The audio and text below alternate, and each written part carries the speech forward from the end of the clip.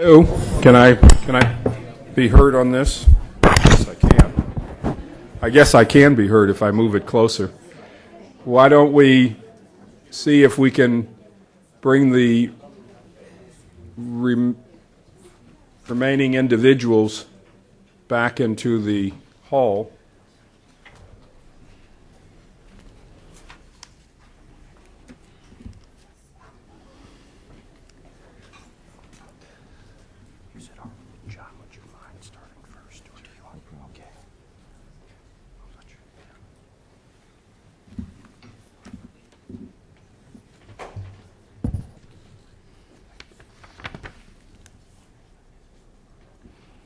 We're going to continue our discussions on issues related to Southern Sudan with a panel comprised of 3 individuals.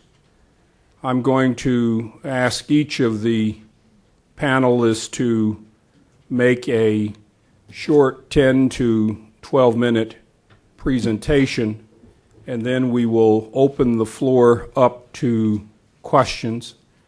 I know that we've had a very delightful and informative session already, but we're going to try to end this session no later than approximately 12:30.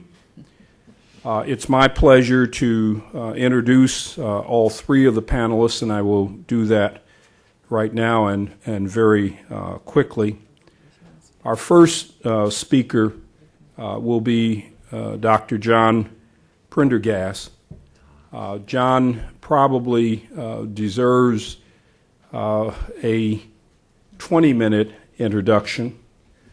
He is one of the most active, engaged, articulate, and intellectually able voices working on conflict issues in Africa, but particularly in and around Sudan, Somalia, and the Great Lakes. John has served with great distinction both in the NSC and in the State Department during the Clinton years. He has, to his credit, with the International Crisis Group, written some 6 or 7 volumes over the last decade. And he has genuinely become a international rock star and celebrity based on the company that he keeps.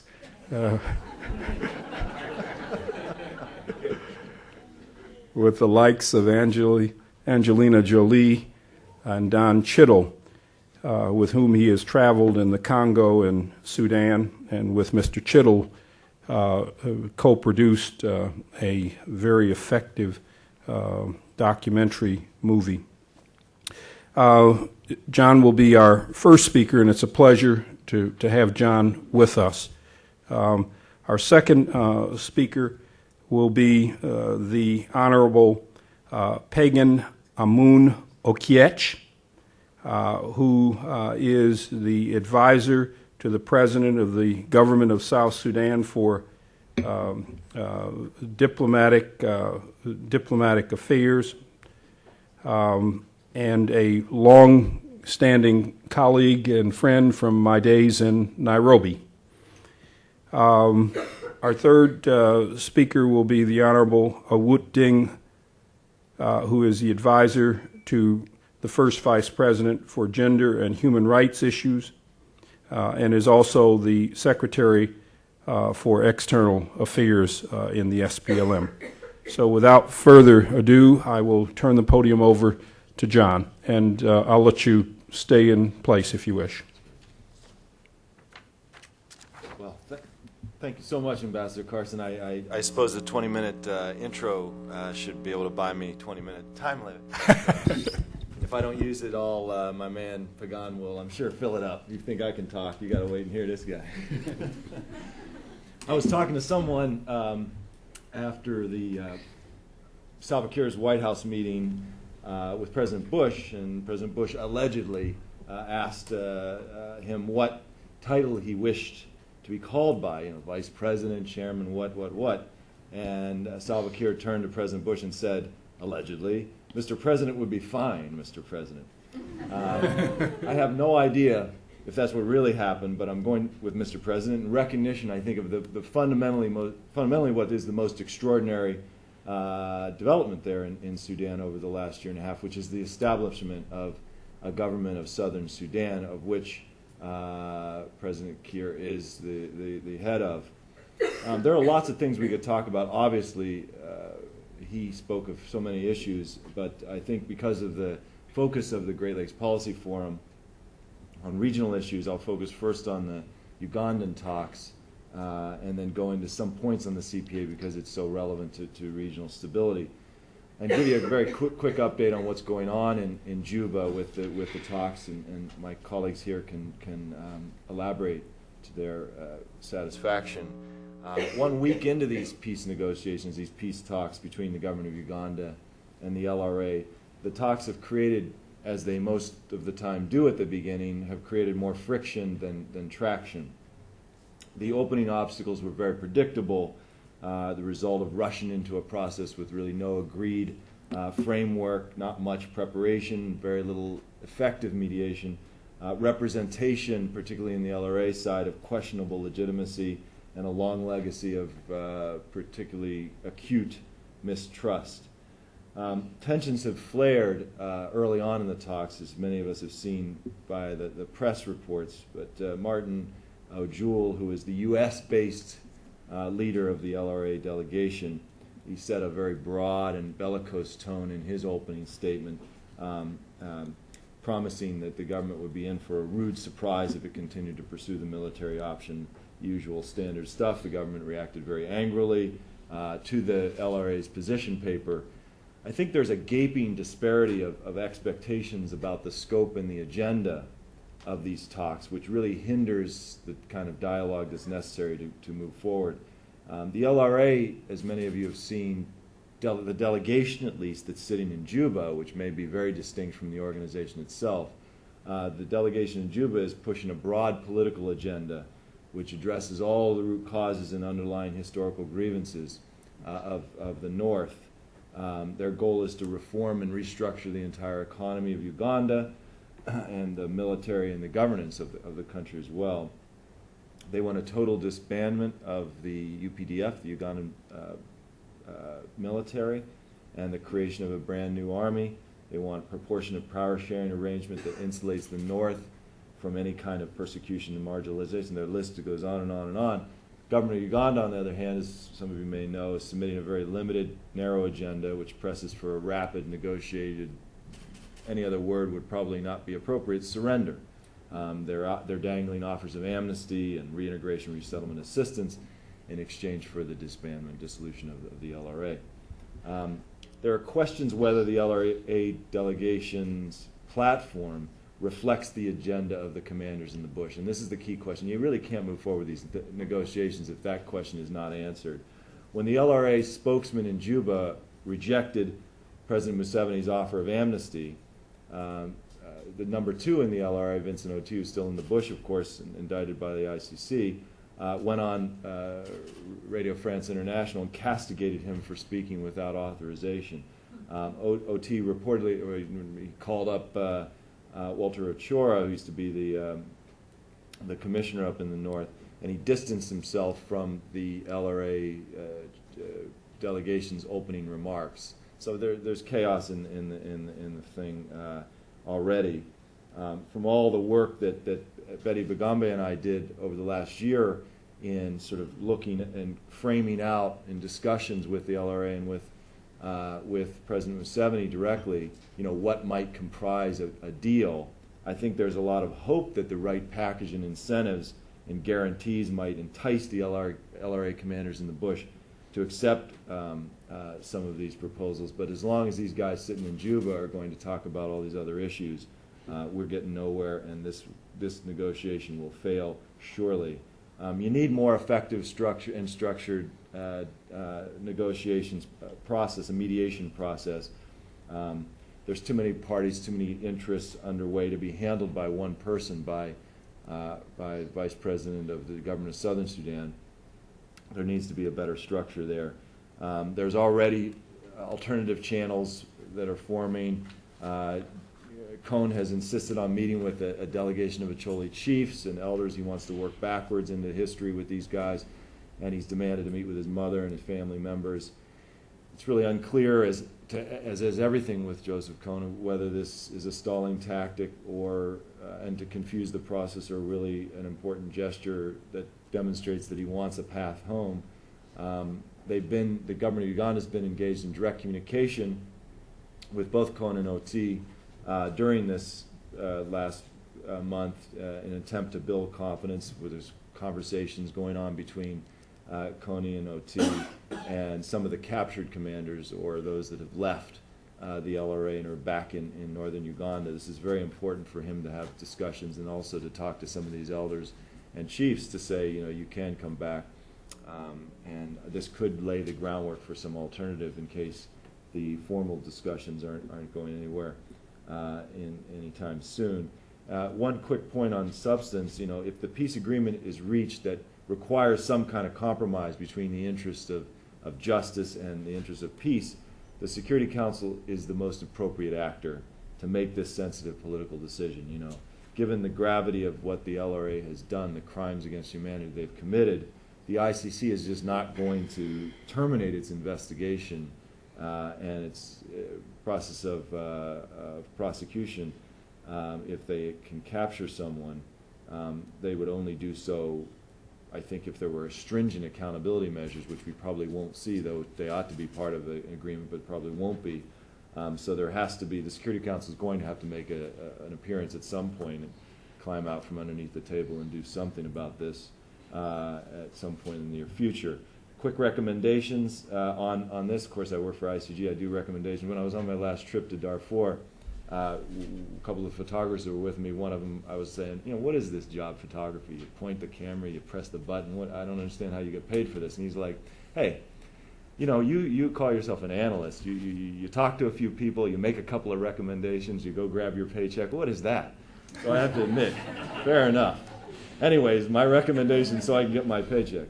The government of Sudan, of southern Sudan, I think, is on the hook to establish a more substantive mediation effort to really be able to support what will likely be at some point increasingly complex negotiations. You have to devote the kind of necessary diplomatic and political and financial resources. Probably need a secretariat. The international partners have to be involved in this very directly if it's going to work, and it can't be just a few NGOs that are sort of floating around Juba. It has to be, you know, the countries that have leverage, and they've got to be in there, and that means first and foremost the United States, which is missing in action on this one. I think, secondly, as very obvious from what I've said already, there's a waste of time to negotiate with these guys that are sitting in Juba now. They've got to negotiate directly with Joseph Cone and with Vincent O.T. That could be shuttle diplomacy. That could be finding an alternative venue. The substance is clear. What these guys are interested in the bush is security, of how they can come back home, and livelihoods. You throw all these other political and economic issues, which have to be dealt with through the political processes in northern Uganda, but if you load that onto the peace process with the LRA, believe me, you're going to get nowhere. The third point I would make very quickly on a recommendation is that the U.S. needs an envoy. I mean, we need it for Darfur, we need it for the Comprehensive Peace Agreement, and we need it for northern Uganda. One envoy could serve the three-headed purpose and then have deputies or assistants that could work these three agendas. But I think with the departure of Bob Zoellick and the confusion about who is in charge and who is going to bring the kind of leverage the United States has but is not exercising to these three immense challenges, it really is demands action very quickly on the part of President Bush to name somebody. President Museveni needs a peace partner. He's not going to get that from anyone else but the United States. It's the country that he cares about. It's the country that he's interested in having that kind of partnership with. And the LRA, for its part, needs reassurance that the U.S., given that the LRA is on its terrorism list, you know, Kony, for all intents and purposes, believes he's equal to Osama bin Laden. He's on the same list that bin Laden's on. He has no idea what the U.S. is or is not. He has no idea that the U.S. barely cares about him. There's no pulse if you feel the patient. but that's not his perception out in the bush. So you know, you have to be, I think, understand that in order for both of those parties to really move forward, the U.S. is going to have to engage, and money is going to have to be put on the table for these disarmament reintegration programs. This 20-year war that the government of Southern Sudan has bravely waded into trying to resolve could be ended, I believe, in the next year with sufficient will. This may be the easiest war in Africa to resolve if we work directly with the leadership of the LRA, given the lack of interest really in a political agenda and more specific interest in the kind of security guarantees and livelihood opportunities that they've talked about at length with us. But we'll never know unless we try. Very briefly, Ambassador Carson, I'll talk, if it's okay, about the CPA. Yeah. We've beaten the Darfur horse senseless, I think, in this town. So instead of flogging that issue a little bit more, let's give a minute or two to the CPA, because it is, if we miss it and we don't realize as it slides towards non-implementation, then it will be part of the foundation that collapses that leads Sudan to go back to war. The current equation for peace in Southern Sudan, I believe, is a very worrying one. The National Congress Party, the NIF, has the capacity to implement this deal, but it lacks the political will. The SPLM has the political will, but is only now developing the capacity as it attempts to move from a liberation movement to a political party and a partner in both the government of national unity and the dominant actor in the government of Southern Sudan. That's a hell of a transition for any organization to make in such a short period of time. The risk of another war, I think, is very real if this comprehensive peace agreement is not brought back onto track in the coming year. Now, the National Congress Party is playing its usual game of divide and conquer, trying to exploit the gaps in the CPA and the weaknesses in the SPLM. The National Congress Party is selectively implementing elements of the CPA without allowing for any weakening whatsoever, in my view, of its grip on power or any change in the way the country is really governed on the fundamental issues witnessed Darfur.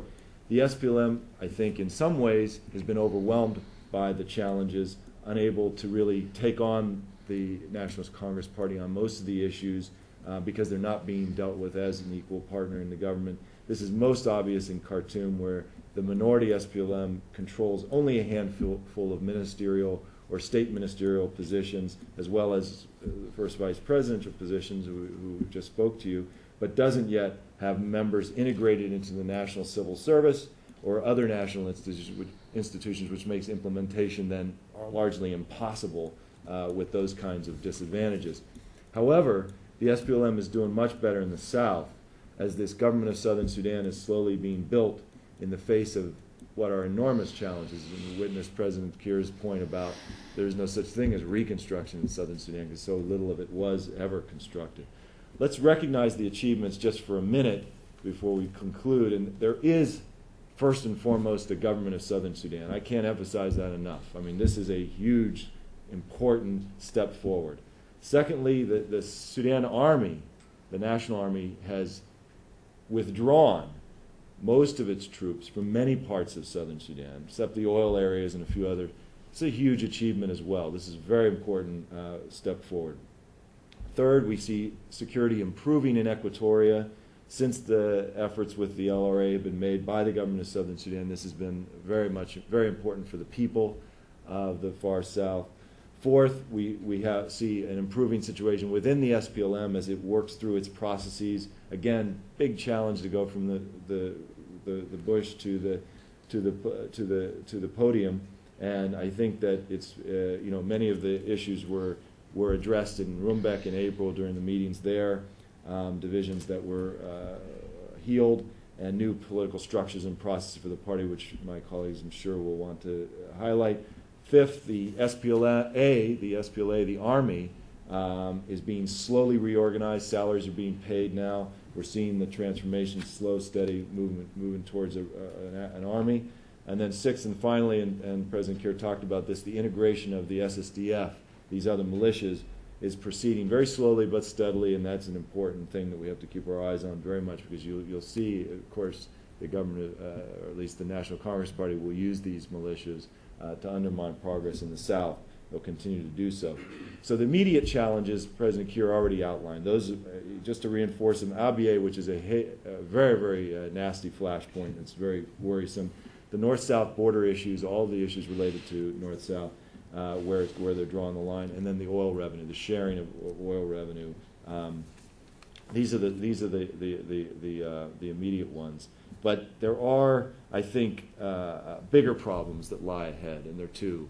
The first is the elections in 2009, and the second then is the referendum itself, because this is where I think we will actually see the National Congress Party's true colors as they relate to this comprehensive peace agreement. I'm certain that they won't allow free and fair elections. I'm certain they won't allow a referendum to go on unless there's major international pressure, unless the SPLM is very ready for the kind of hounds of hell that this regime will unleash in order to undermine Southern stability, in order to undermine the processes that are and stability necessary for holding these two processes, the elections and the referendum.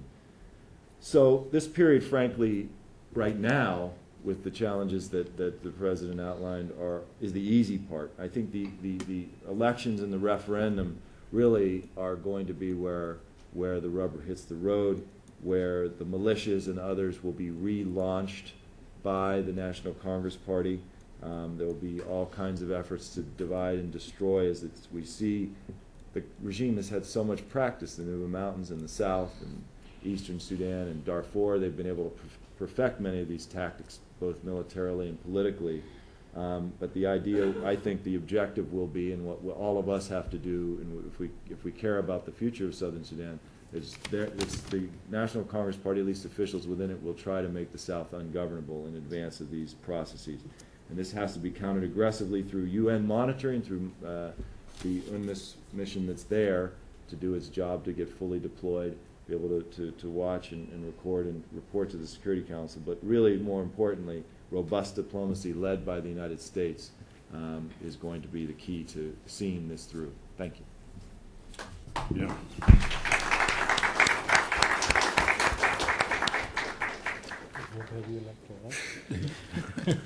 John, thank you very much. We'll move next to our next panelist, the Honorable Pagan Okiech.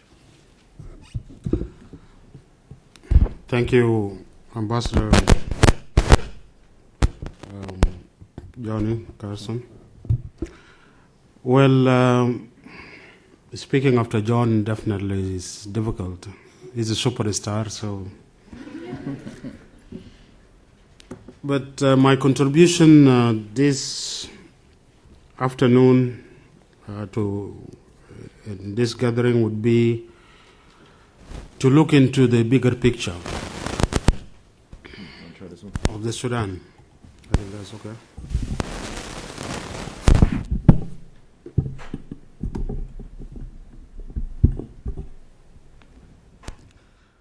And the bigger picture that I would want us to look at is of the Sudan.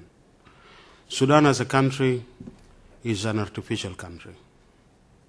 It came into being as a result of foreign forces occupying that space in which there were some sultanates or states, proto-states, and communities living in that space. Its borders were drawn very arbitrarily. The borders between Sudan and Chad were basically lines of demarcating the limit where the Anglo-Egyptian authorities ended and the French control areas of Africa. The same thing, our borders with Central Africa, Congo, Uganda, Ethiopia, Kenya. And in some situations, it is a matter of one colonialist officer riding a horse and stopping somewhere and he says, here is the border. It has been so arbitrary, put into disregard the realities on the ground. Of course, this is a story of all African countries, borders of African countries. But the problem that it created is that more than 500 different groups, Sudanese different groups, that were not Sudanese, were brought together. Let's say in Uganda, in the border with Uganda, for example, there is a village called Bibia. That village, the imaginary line passes through that village, and those who were unlucky to have fallen north of that line, they were baptized as the Sudanese. It is imaginary line, but just if you have the bad luck of being north of that line, you are a Sudanese. If you are south of it, you are a Ugandan. I don't know whether it is good luck or bad luck.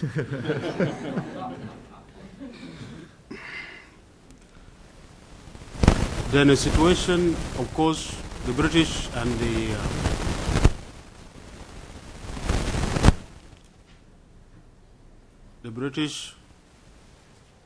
the Egyptians who ruled that space call it the Sudan. Is it something with me or some sabotage? Radioactive. I think it's just the microphone. I think there's probably some kind of a wave pattern that's passing in front of that particular I think it is okay now, is it? It has gone. So here we have a country that was, of course, maintained together by force, colonial force, and pacified. Christians as Sudan, and the British left hurriedly in January 19.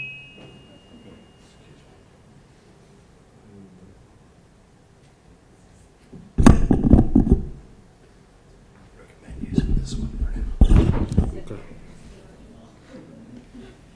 Why don't you put that one off? Yeah, is it?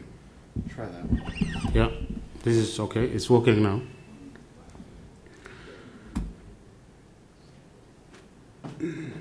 When the British left the Sudan, the Sudanese were left with a situation of not even knowing who they were. And immediately they went into disagreement to define themselves. Those who were around the capital and who had the possibility of taking power, inheriting it from the British, tried to give a narrow definition of defining Sudan as an Islamic Arab state, and those who were excluded by that definition developed problems with the new state. And this is the source of problem that we have in the country, to the point that we have now many civil wars. We had a war in southern Sudan, Nuba Mountain, southern Blue Nile, and Abyei, a war that has been ended by the CPA. We have a war in Darfur that the process of negotiation has been going on with a DPA, Darfur Peace Agreement, partially signed, and there is a negotiation. We have a war in eastern Sudan, and there is a negotiation. We may have an EPA. I think we're going to finish all the English letters.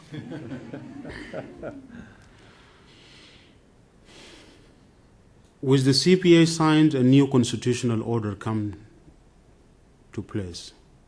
And this new constitutional order is unique.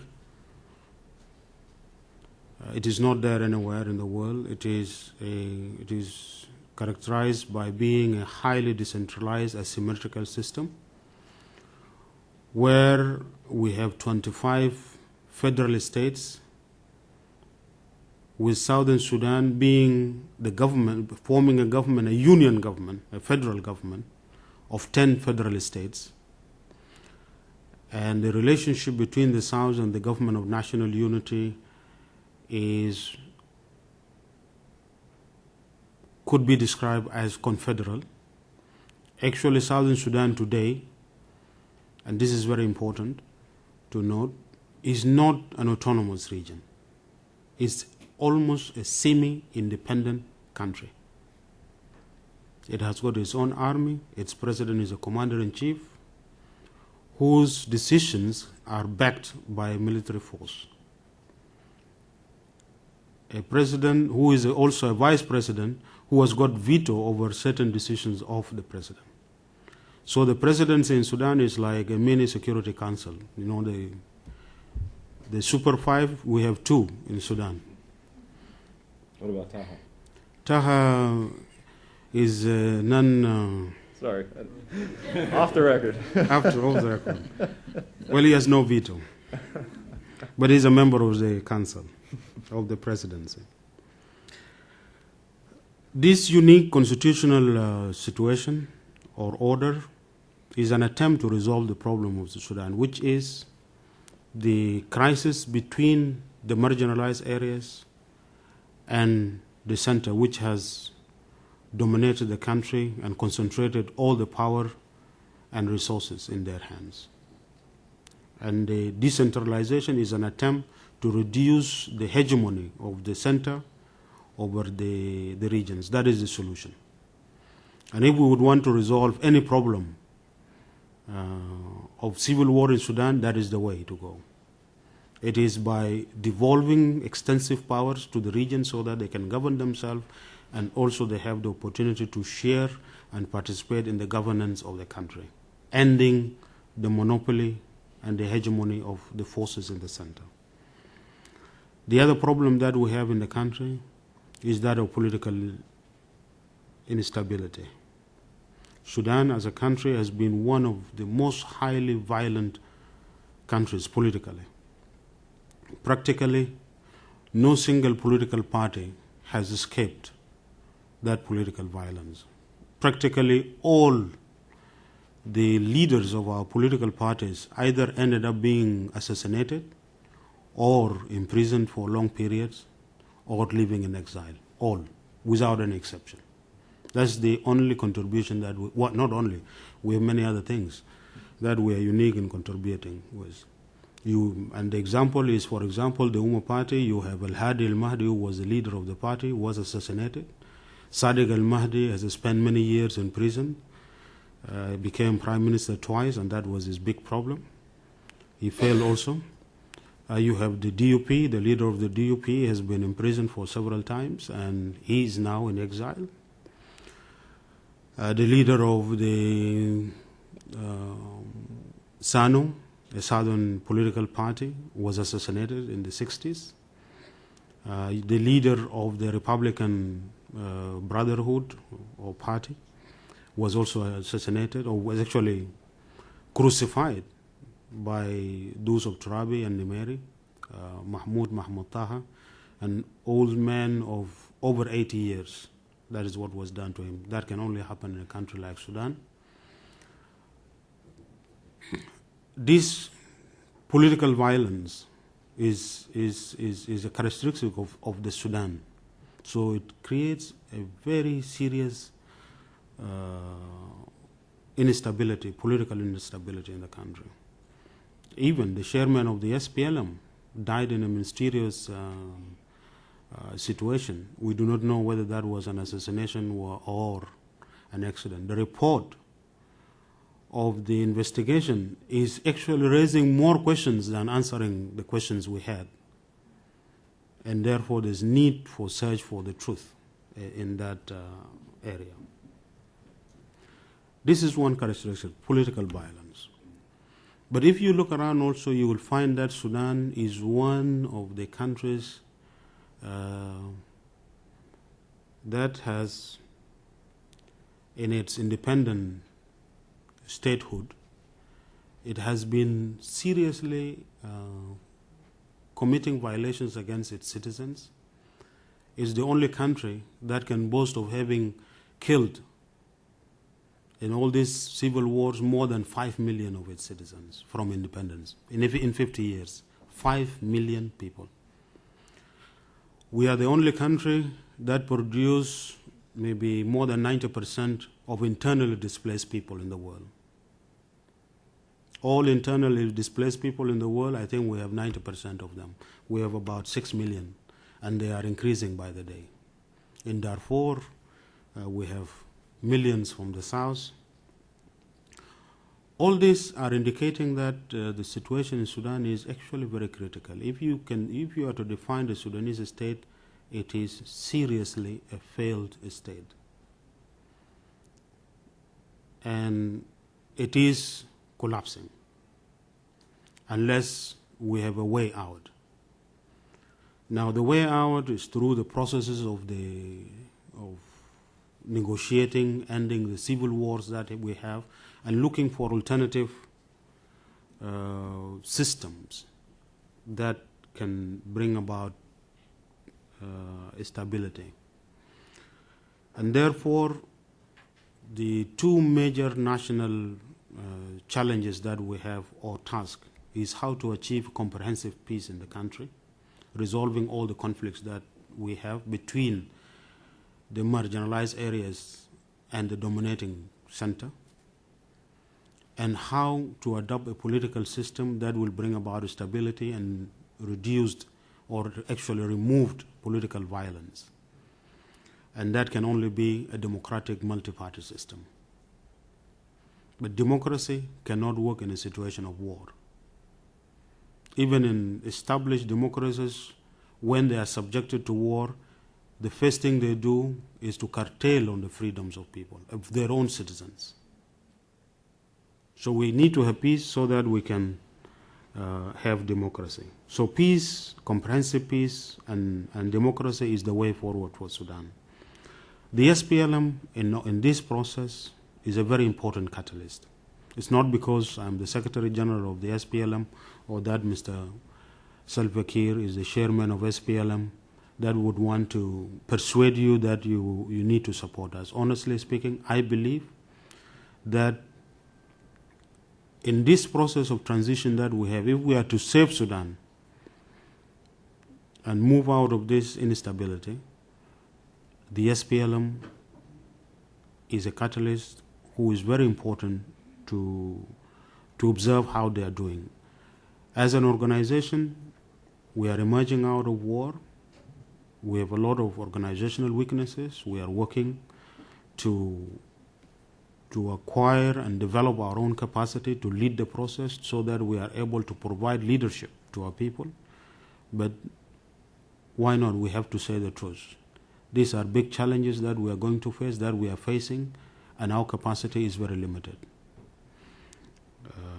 So this is one area. The new constitutional order that we are experimenting with could become a system that the whole country can adopt. But it is a transition. It is an interim system.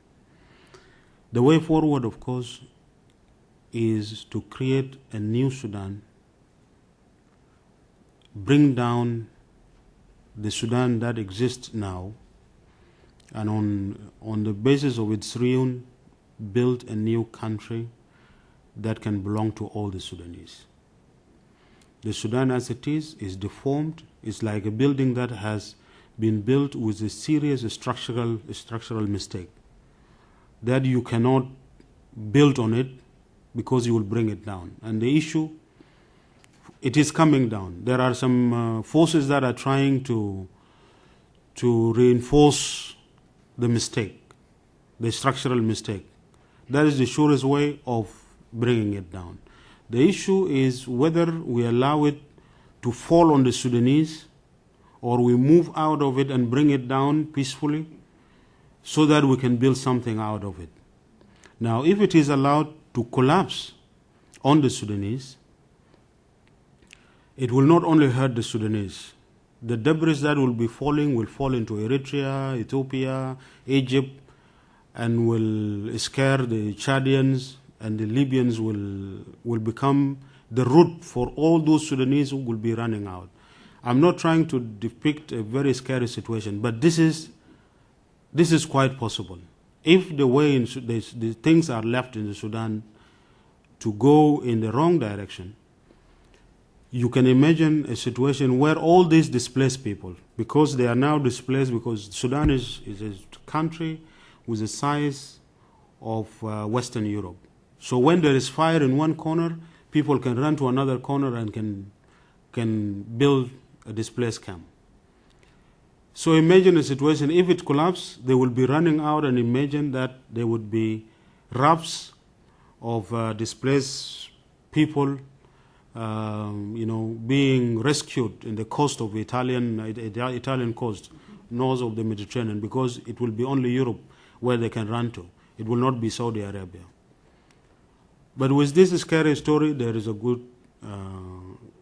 are good signs that it is possible to go in another direction. The direction I've said before of building a country that will be multicultural, that will respect the diversity and build on it, a country that will be democratic, and with that you can achieve peace. Or else ease the relationship between them so that you can have one or more than one country. Probably it was a mistake even for the British and the Egyptians to have created that country in the way it has been created. That way you will have the possibility of Southern Sudanese opting out. Maybe it will reduce the difficulty of managing that failed state in huge as it is. These are the options that we have, and this is the bigger picture I wanted to contribute to in this discussion. Thank you very much.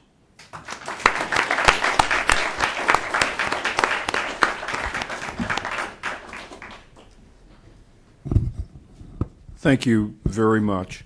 Our third panelist this morning is the Honorable Awat Ding Akwil. We are pleased to have her with us as well, and I will turn the microphone over to her. Thank you. Thank you very much, Ambassador Johnny. I would like to start with a small reality story. In 1999, I was in Narus, a small village in southern Sudan, and I was doing a training for the women. In the middle of the day, Sudan was known in destructions of its own citizens by dropping bombs on them.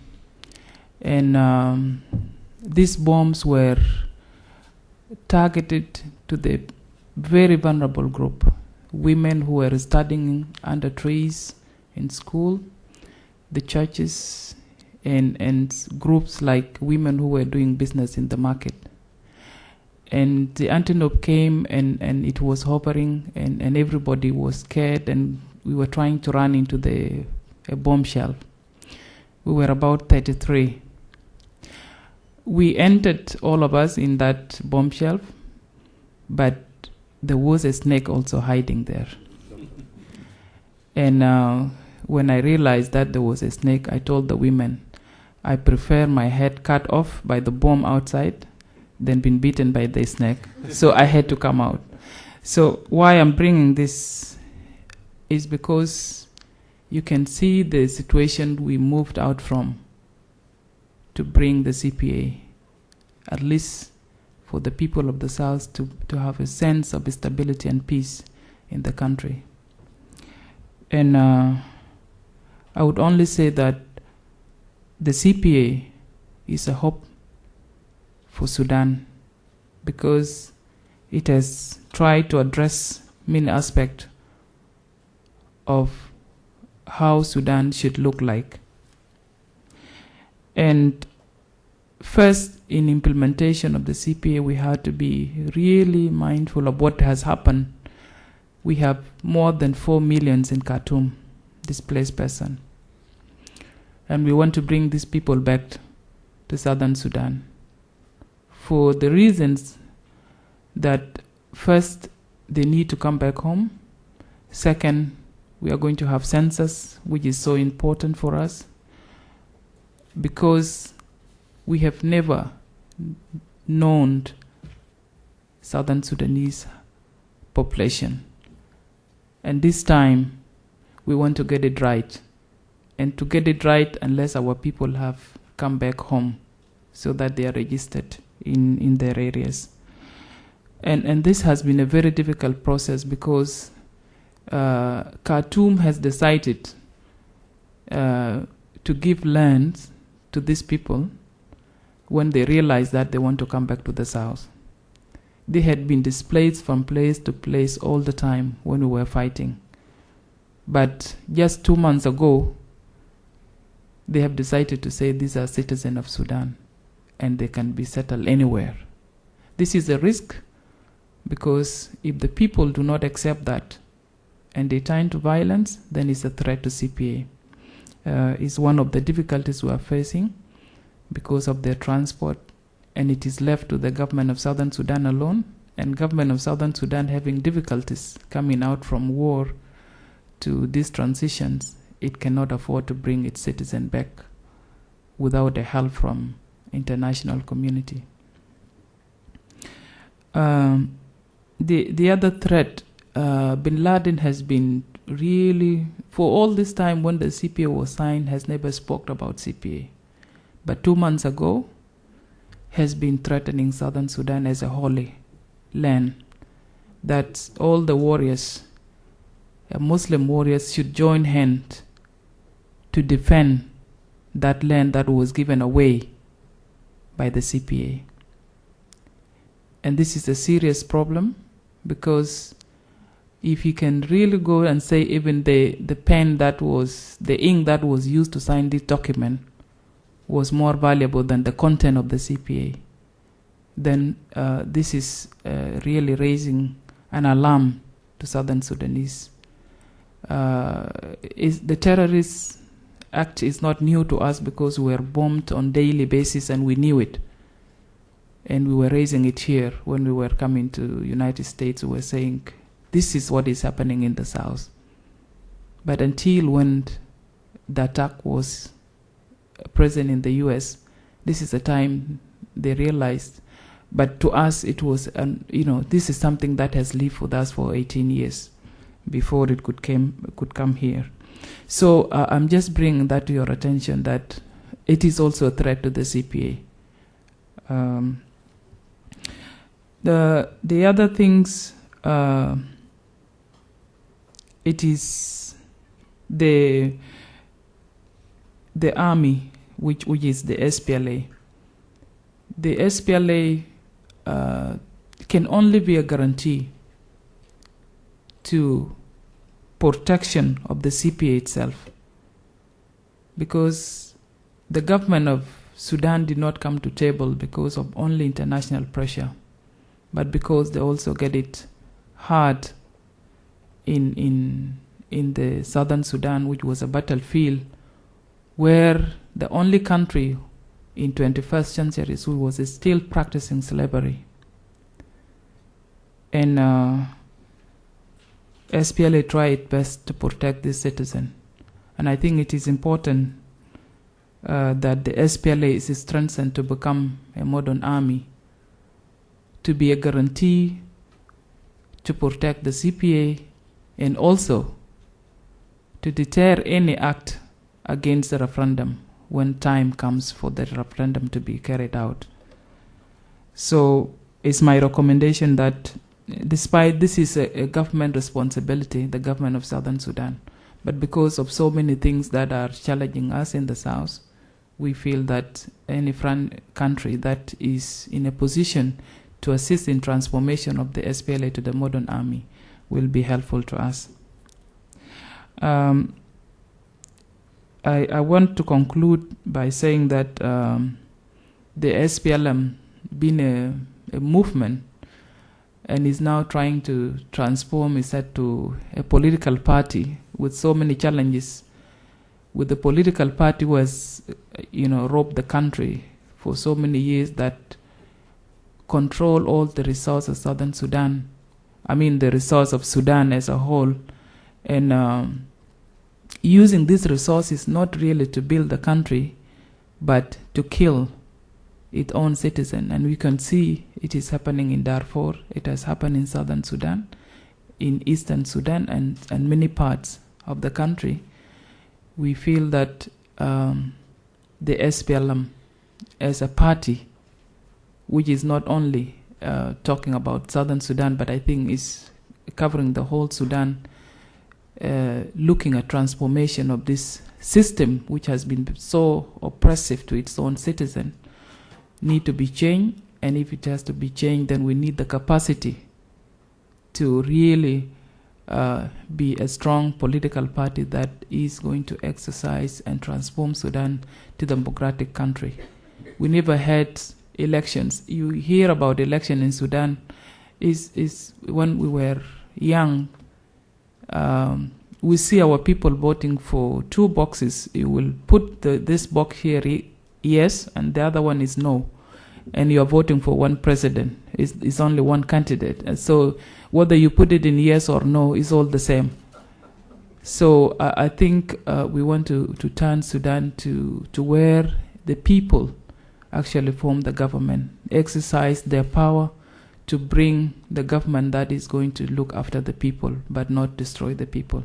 So we need my recommendation will be that the SPLM cadres to be strengthened so that they are in a position to lead these transitions from being, a country that has been so destructive to democracy, where every citizen has a right to decide which leader to lead Sudan, and all equality is based on that principle.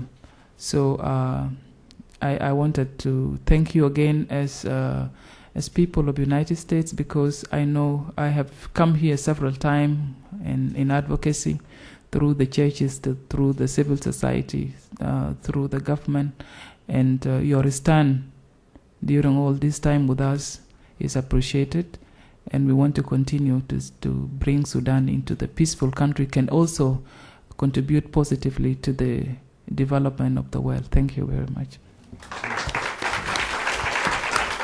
Thank you. Thank you very much. I think that we will move directly into questions. I ask that you keep them short. Identify yourself if you wish to direct the question to one of our panelists, so state. We will go through several rounds of 3 questions each. All-day session. Sir? Professor? Yeah, yes, there are mics coming. Herbert Weiss, Woodrow Wilson Center. I'd like to get back to the question of the LRA. The first part of the question is, do any of the members of the panel have information as how the LRA moved from either southern Sudan or northern Uganda to the DRC? I mean, how, in detail, how did it move? Did they march? Did they get trucked? Who helped them, and why? Secondly, I'd just like to, in that connection, comment that the LRA in Ituri is potentially a very, very dangerous development. First of all, contrary to northern Uganda and southern Sudan, there's gold and other metals. Therefore, they are now in a position where they can get resources without alliance and without backing that they never had before. Secondly, they are reported to be recruiting locally in Ituri. And thirdly, there's again a report, not confirmed, that they are beginning to be in alliance with the newly created alliance between Hema and Lendu militia. If this sort of moves forward, you've got a whole new kettle of fish there, potentially more serious than what existed before. Okay. Tim? Ambassador Kearney? Thank you all very much. My question is, to what extent has Sudan's diaspora been mobilized to return to the South to important civil service jobs? What programs exist? What possibilities for topping up salaries, for example, so that one can pay his mortgage in Washington, D.C. and go back and work in Juba, that sort of thing. Thank you. Okay. Any other questions on this round? Sir, in the gray shirt in the very back. Yes. Just brief introduction. My name is Ahmed. I am from Northern Sudan, and now I am American citizen. Like tens of thousands of people from the Northern Sudan who came to this country because of the torture of the, current regime in Sudan. Last year, when the late John Garang came to Khartoum, about 6 million Sudanese came to greet him, and everybody in Sudan realized this will be our next president, elected president in the Sudan. Now, if we address the issue of Southern Sudan and we, as a separate state, and we end up with Northern Sudan, this state is going to become like Iran, where the current regime is going to make it like Islamic State. So how the Southern Sudan going to live with a very, extreme Islamic state in the northern part? Thank you. Mm-hmm. Thank you. 3 very good questions. Okay. Do you want to, John, take the first one on LRA from Professor Weiss? They move fast. Never ceases to amaze me the amount of territory that the LRA covers with so few people. And they're sited in one place on a Tuesday and hundreds of kilometers away on the Thursday, and it's the same unit. They did get assistance, certainly logistically, from government of Sudan, the National Congress Party. I do not know if there were Congolese ministers implicated in protection for these guys as they came across the border. You know the story as well, all the public stories. I don't know the inside baseball on it. But they managed to find help along the way in southern Sudan and in the Garamba National Park and the routing towards there. But I would say very quickly your point about Ituri and the fear that they could get their hands on mineral supplies and thus become more self-sustaining, thus increasing their potential for damage. If the negotiations do fail, and we hope not, and the LRA continues its actions, I think there are 3 options militarily that we have to pursue very robustly. First is that a real considerate process looking at how UNMISS and MONUC their resources could be brought to bear specifically on, but they've already overwhelmed by what they have to do, but post-election MONUC and a beefed up UNMISS, what they could do to deal with the LRA militarily from both the Sudan and the Congo side. The second option is a much more concerted effort to try to bring together the Congolese government with the Ugandan government, with the government of Southern Sudan and the National Unity Government in Khartoum, so that joint operations, military cooperation, that's a long shot because of the differences and the fears of cross-border and all the rest of it, but especially the Congolese sensitivities. But I think we've got to look at the model there. And then the third model would be, what was the name of the operation in 2004 in Bunia? Artemis, yeah. It would be a UN-blessed, in that case was the French going in the lead, some others, but the French were the main actor, and really just with a concerted force, a commando unit with the appropriate intelligence backing and air support to go in with the express purpose of taking out the leadership of the LRA and chasing them wherever they go.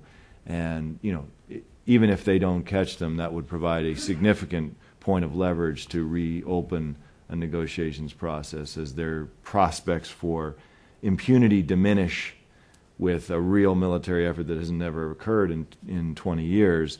That would lead, I think, better. So there are options, but nobody's serious about it yet, as we know. And so the Security Council, at least they've started talking about it. So over time, again, if the negotiations process doesn't work, then we can have some more concerted debate about what specifically needs to be done militarily to confront these guys.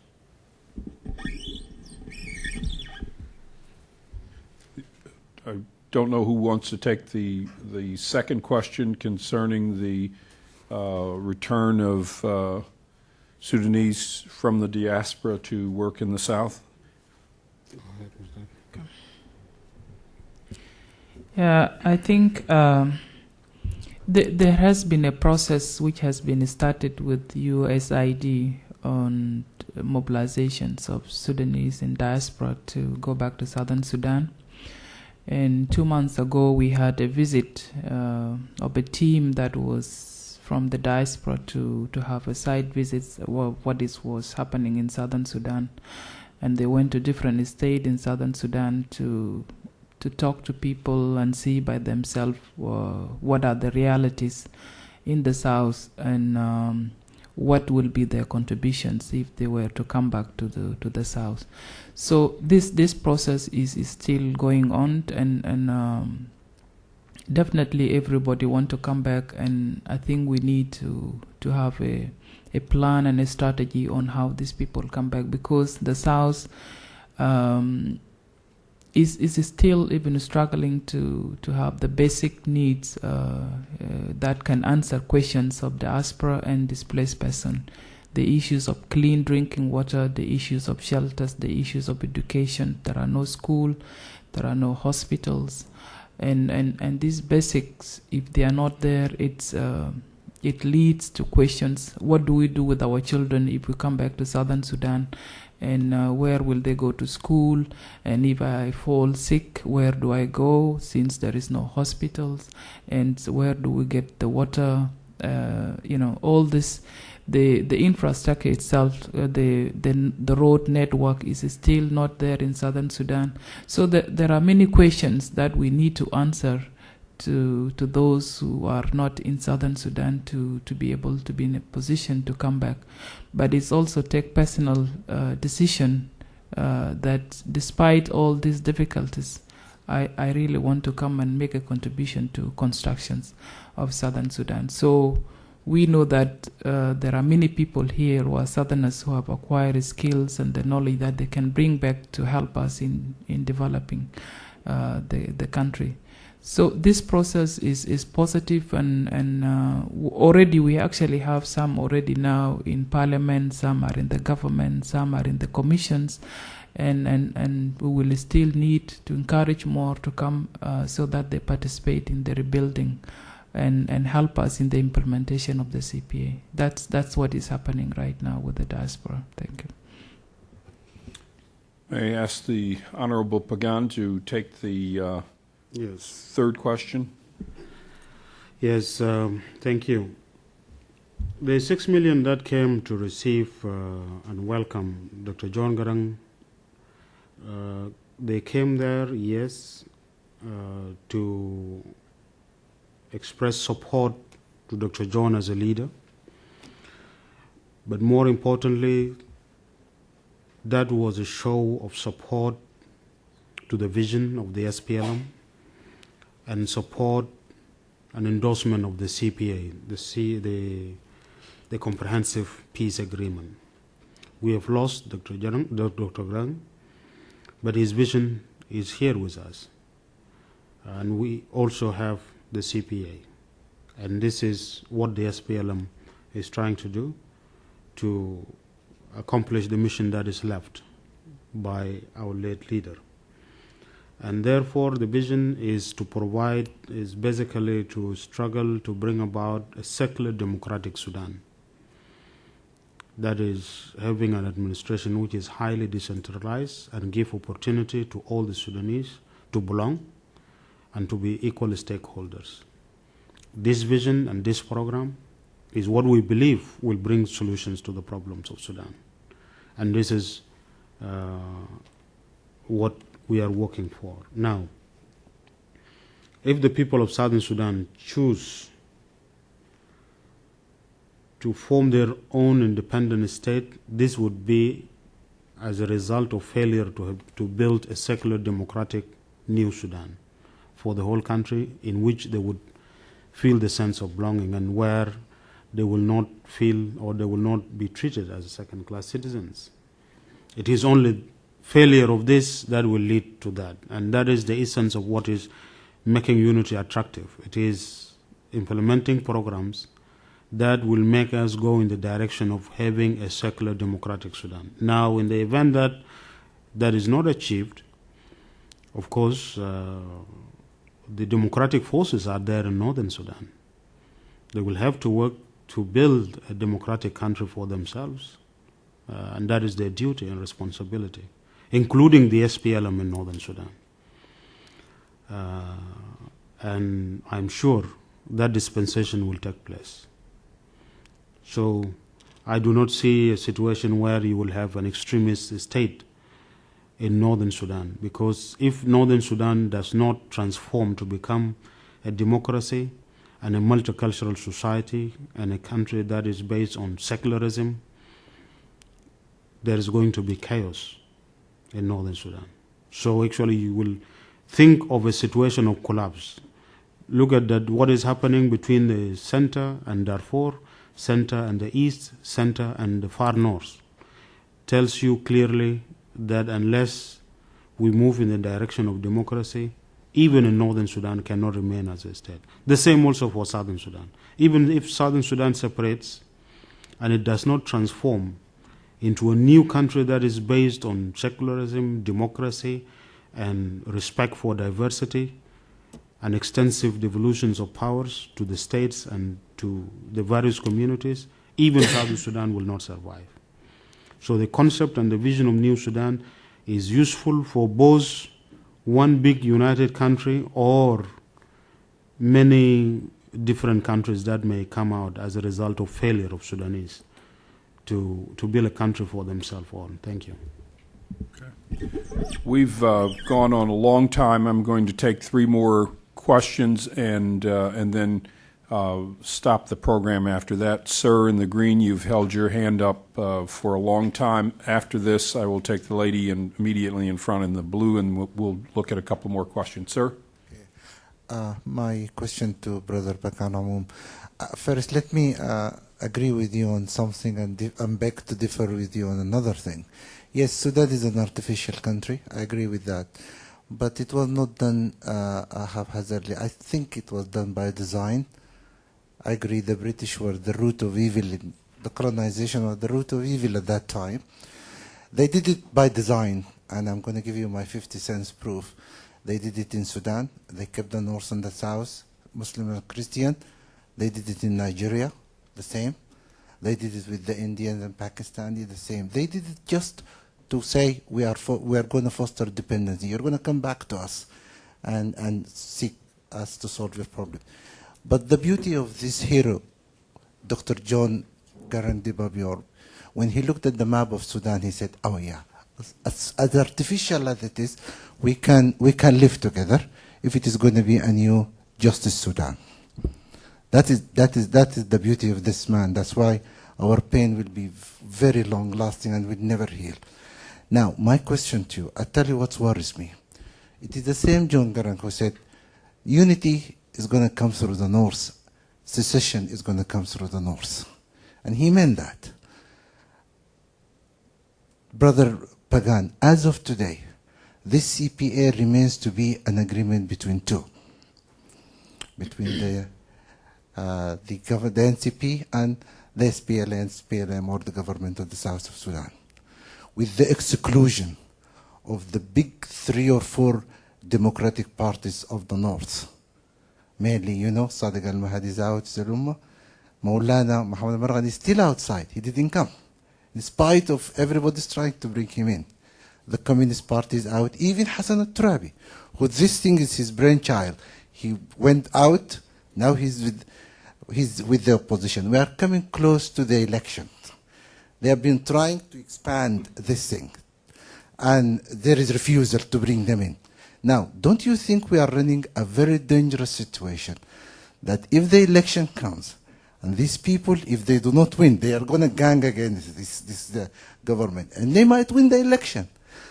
Don't you think that you will give them the chance, say, hey, we have tried to be included, you excluded us, we are not part of it, and we are not going to abide. That will be a very dangerous situation. My question to John. John, I want to have your opinion about now President Clinton threw his weight into the ring in Darfur.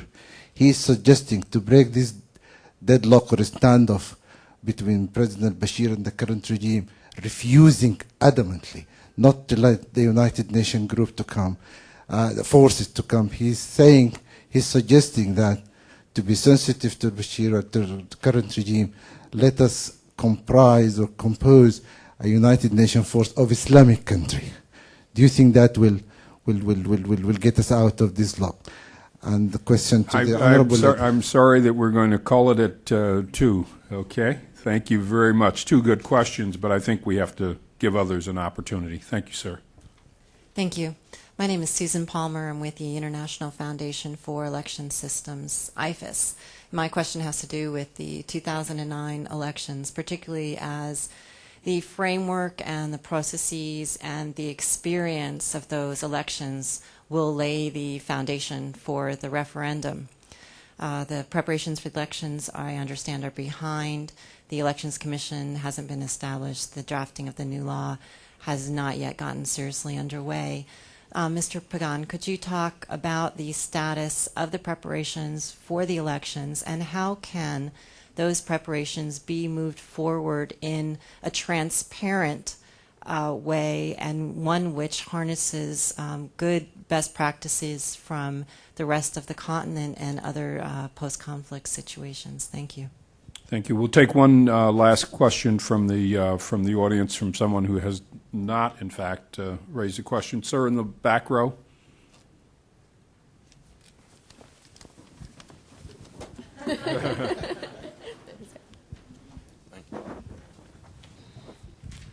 My name is Joe Tape. I'm with the African Foundation.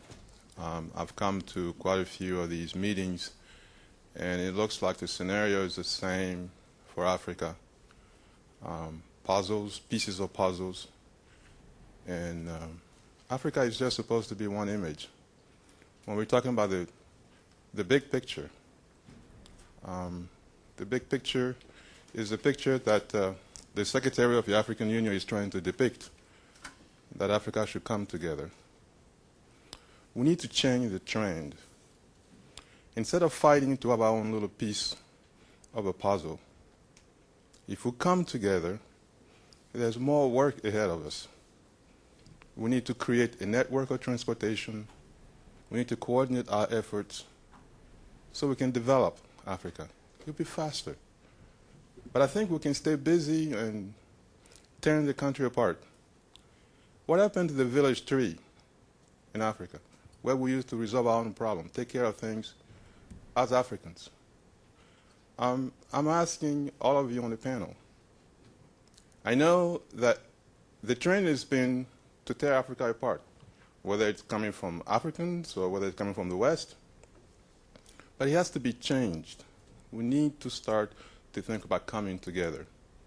Now, what would be the feasibility for Africans to come together with their friends from the West and build Africa united, invest money, and build that railroad from Alger all the way to Pretoria, and put things together?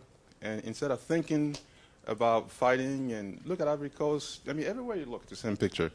So I want to thank you. Tell me if it is possible. If just take your magic wand and tell us about it. Okay. Thank you. That's the last question. Honorable Pagan, do you want to take on the first 2 questions? Yes, it is true that the CPA is an agreement that was signed between 2 parties, the SPLM and the National Congress Party, which was the incumbent ruling party, basically a totalitarian regime that reached and negotiated a peace agreement, accepting democracy and peace with justice. The other parties were not excluded. and they are not actually excluded. The whole CPA is about inclusion.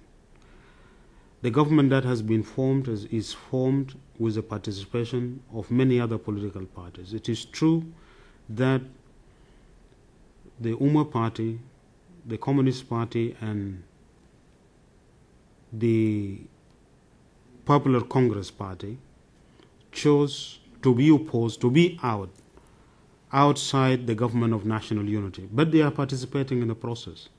They are enjoying the benefits of the CPA itself.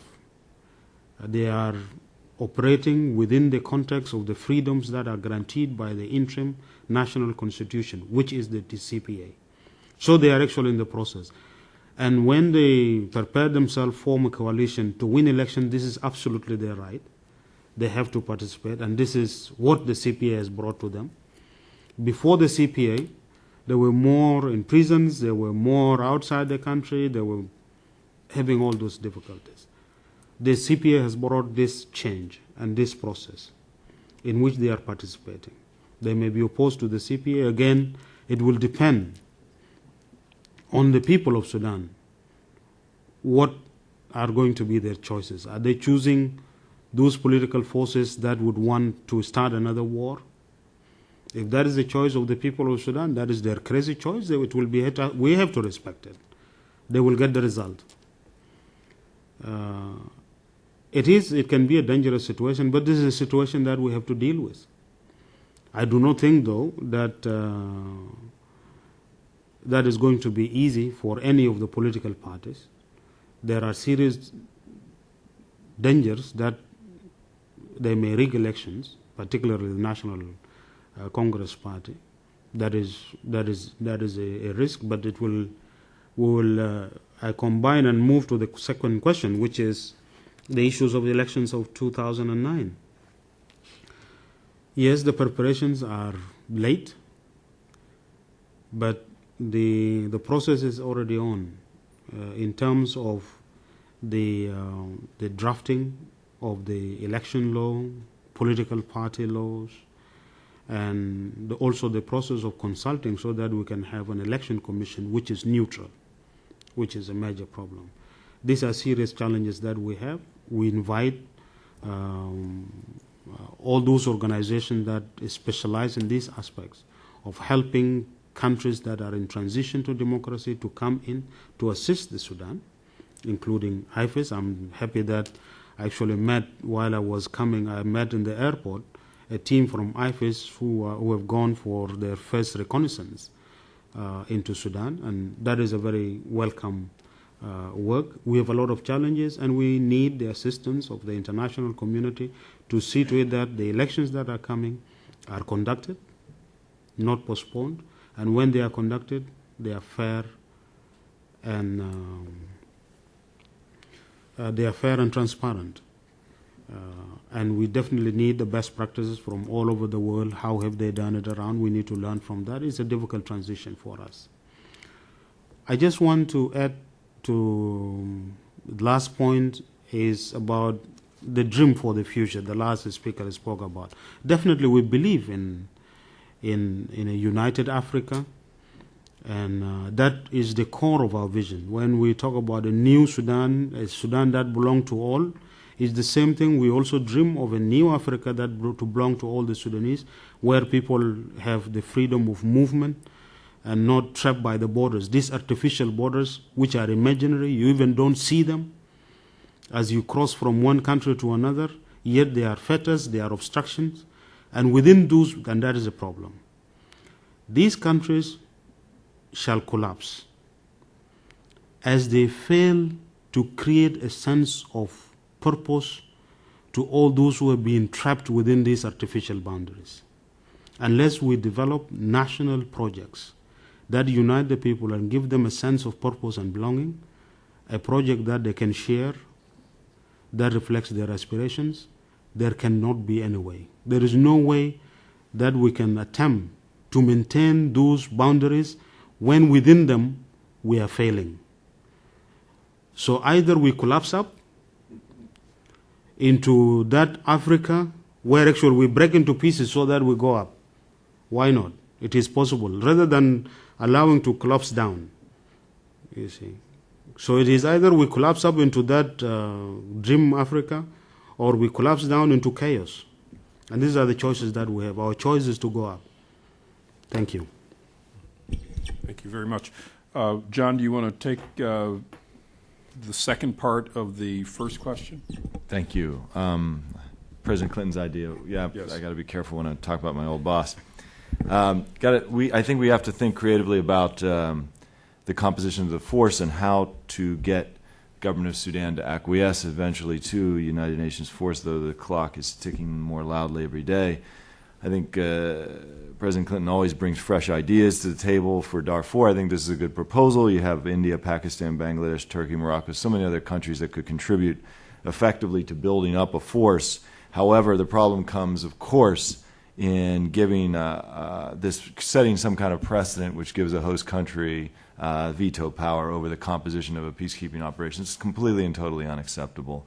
Therefore, it's, in my view, a non-starter of an idea.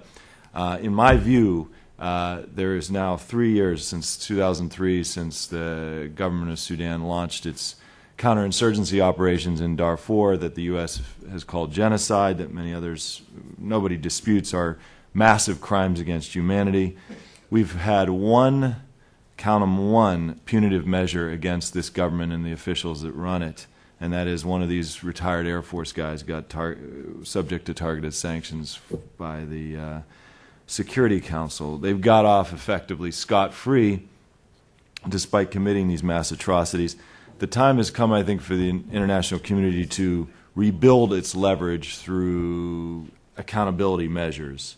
The three tools that we have at our disposal are the International Criminal Court, the use of targeted sanctions against a wider number of officials, and the divestment efforts throughout the U.S., and hopefully we can push this into Europe.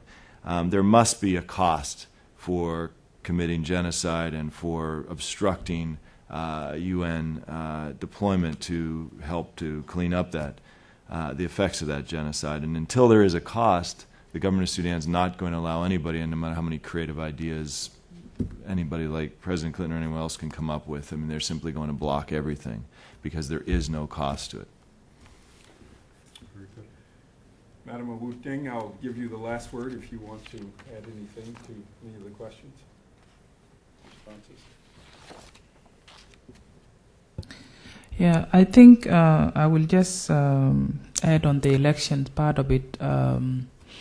I think it's very important this transition that the organizations and the experience of many countries in Africa and in the world that have gone through this process peacefully would assist Sudan really to see that the elections will be fair and transparent. At the same time, that give rights to, there should be an atmosphere that is created conducive to every citizen to exercise that rights in a right time and without obstructions. And this is very important because the election law concerns all of us, and how the parties will be given that atmosphere where they can actually campaign freely without intimidations, without threats being imposed on them, because Sudan is known, as Pagan explained earlier, politically is very violent on its leaders, and I think this is an opportunity that is created by this CPA that there will be multi-parties, and every party has a right to do what they want to do for Sudan. And be given that chance to exercise those rights. So I think the preparations part of it, really, we need independent commission that will be seriously monitoring all these processes, and also partly needs an inclusion of civil society in Sudan to see this process, monitoring everything that is happening on elections, so that they become a part and parcel and owners of this. So tomorrow it will be our collective responsibility, without anybody saying that it has excluded A and Z. And I think the CPA has provided that opportunity, despite it is signed by two parties. It gives all the Sudanese a right to exercise democracy. And this is very important, because any party that will come up and say that he wants to take Sudan back to war, I think Sudan has blood enough, and it is time for Sudan to develop, not to go back to war. Thank you.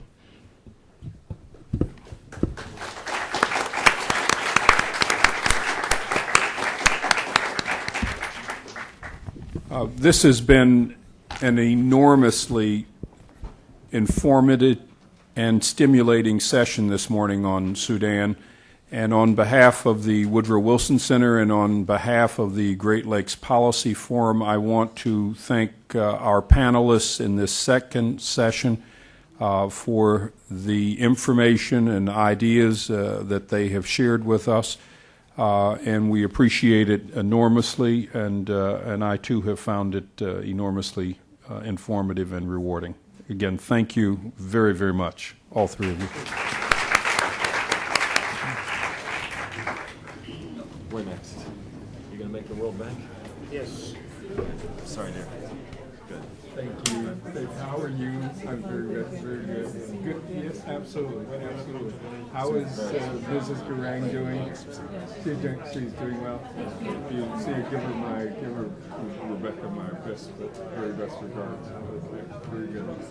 Well, you keep going as well. We're all rooting for you. This man in particular. He's one of your strongest advocates in this town. How can you not? Very, very strong.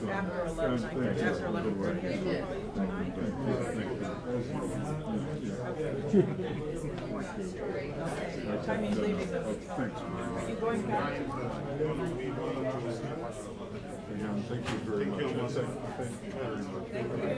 And do think of us again when he comes back. Absolutely.